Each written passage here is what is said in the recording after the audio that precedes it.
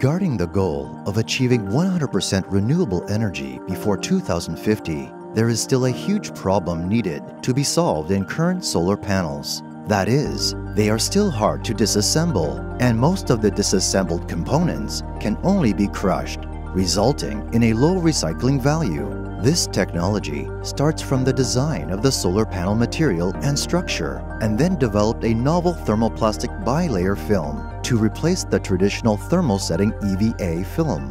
When disassembling the panel with heat, the thermoplastic bilayer film becomes a buffer layer to protect solar cells from being crushed and broken. It ensures full recycling of materials from the panel, including glass and silicone wafer, improving the overall recycling rate and value with an expected increase from 1.2 billion gigawatt to 2.4 billion gigawatt.